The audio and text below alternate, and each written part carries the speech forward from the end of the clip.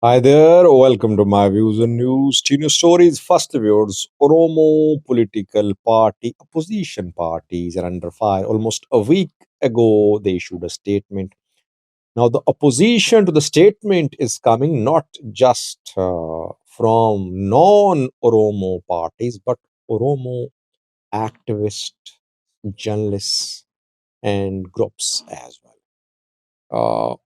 Did Abiy government deliberately pit Oromo parties against other parties, and he has managed to his government has managed to achieve the objectives. This is what the government wanted. Perhaps it wanted to create division so that no joint opposition could be formed.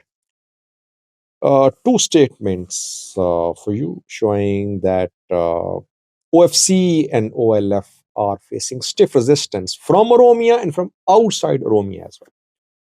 Secondly, was Jawar last night uh, spoke about a dollar auction held recently. I wrote an article about this auction on newsedis.com, and Jawar made a big claim that dollars are being purchased from banks and sold in black market. I want to analyze this claim a little. Thirdly, viewers, US is threatening Ukraine now. It seems that Zelensky will have to apologize, or millions of Ukrainians will have to leave the US. Let's start with this news story. Uh, you know what happened at Oval Office between Zelensky and Trump 2 days ago? The two were involved in a heated discussion in front of American media. And then Trump said that Zelensky was not ready for peace. Deputy President Vance said that Zelensky disrespected Oval Office.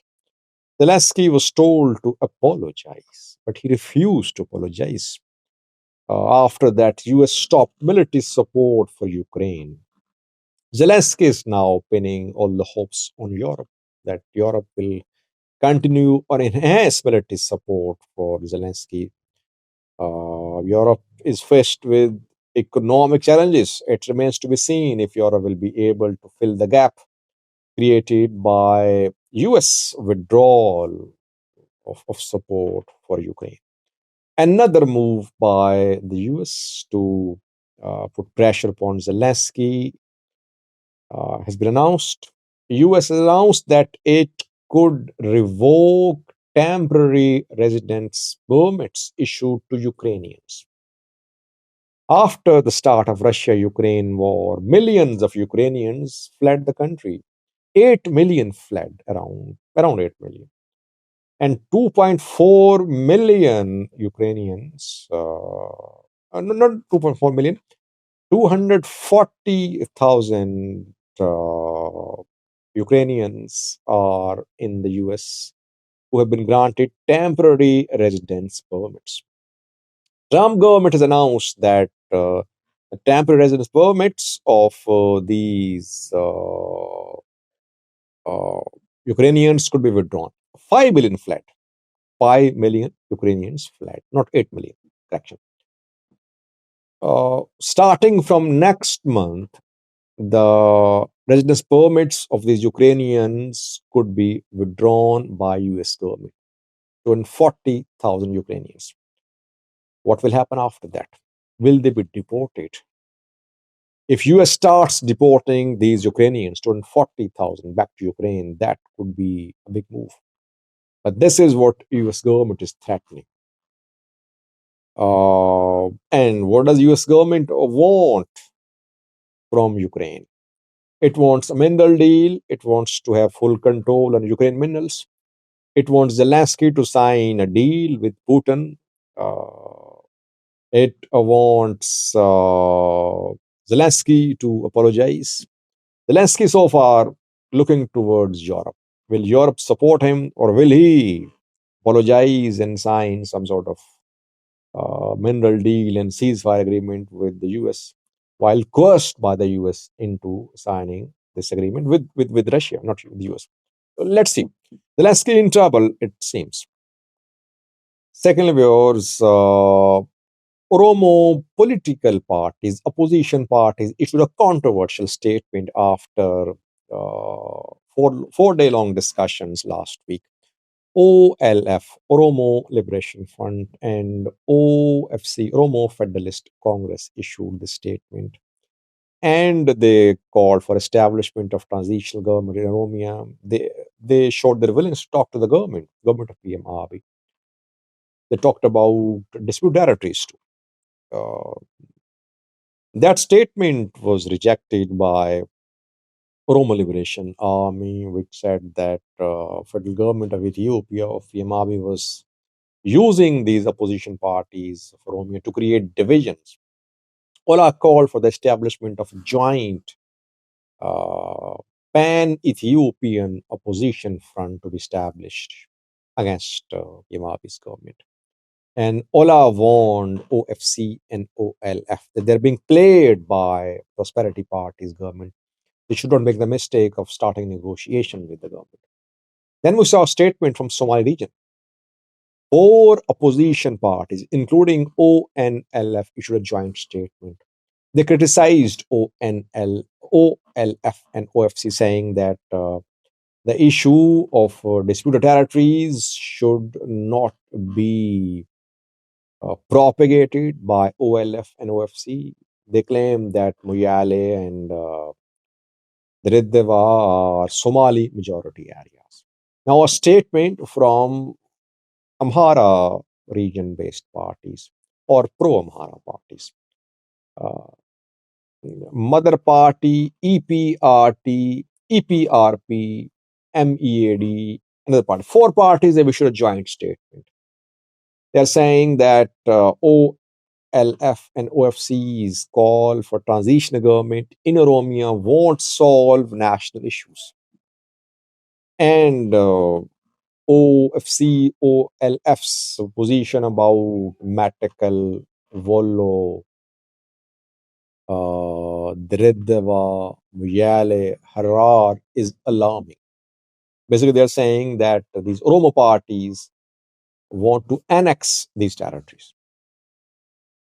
So these parties, four parties I mentioned, they warned OLF and OFC that they should not spread divisive propaganda.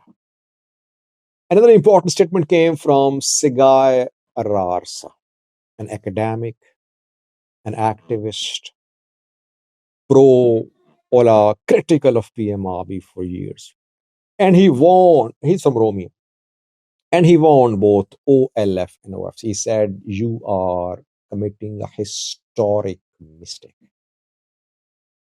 To give in under pressure is one thing, but to talk to a genocidal government is another thing. Basically, he's saying that you people are talking to a genocidal government. You are betraying Oromo cause. Be careful. Stop. Don't make this mistake. The opposition to OLF and OFC's decision to talk to the government is coming from Ola, from groups in Oromia, and from parties in Somali region, in Amhara region. Basically, PM Abiy's government has managed to create divisions. Main threat for this government would be in the form of some broad, non-ethnic political opposition, if it is formed. Opposition formed by parties from Oromia, Somali region, Amhara, BG, Southern Ethiopia, Tigray, Afar. If they manage to unite and they form a joint front against PP, that would be a big challenge for PP to counter. And PP is countering this challenge in advance by creating divisions. And OLF and OFC are ready to spread divisive propaganda. Why? Because maybe they have been given some assurances that they'll be given their share in power. Last reverse. Jawar Mohammed has shared the information he got about the recent dollar auction. A few days ago, National Bank of Ethiopia sold dollars to private banks. Second auction. First was held in July, I think, August last year. And back then, a dollar was sold for 108 birr. 27 banks bought dollars. The last week, National Bank of Ethiopia held second auction. Again, 27 banks participated. $600 million were going to be sold according to banks. This time, price rose to 135. Banks bought dollars, but banks have not changed their dollar buying selling prices. Yesterday's selling price of dollar by Commercial Bank of Ethiopia was 126. So Commercial Bank of Ethiopia, other banks, bought dollars from National Bank for 135 point something per dollar. How can it sell dollar at a lower price, 126.4 per dollar? This is what Jawar is pointing at. He says that these banks are buying dollars from National Bank and selling in black market. In black market, price of dollar is around 150. And he claimed that the price of dollar rose in black market after these banks bought dollars from National Bank of Ethiopia. Price rose from 147 to 152. These banks are basically selling dollars in black market. Now, if these banks are selling dollars at reduced price, at low price, does it mean they are selling weapons to groups in black market? Can we say that? I mean, we can only say that if the banks stop selling dollars. If they don't sell dollars, it means they are selling dollars in black market. If they're still selling dollars at 126.4, we cannot say that they have sold their dollars in black market. I think National Bank of Ethiopia should conduct an audit of the reserves of the banks. How many dollars are being kept by these banks? Do they have all the supply which they got from National Bank in store? Have they sold? Who bought? This audit should be conducted. Before the conducting of this audit, we cannot say that these banks have sold dollars uh, to black market. Maybe the new dollar auction, maybe the dollars bought in new auction will be sold at a later time. Maybe that is what National Bank told, that these banks cannot sell dollars newly bought now, and they can sell that later. So I think National Bank of Ethiopia should conduct an audit. That audit will make things clear about the dollar reserves which the private banks have. Private banks, by the way, cannot be fully trusted. These banks have been formed along ethnic lines. Some of them have been involved in practices which have not been legal. National Bank of Ethiopia will have to conduct an audit if National Bank of Ethiopia is not complicit in minting money. Let's see. Thanks for watching.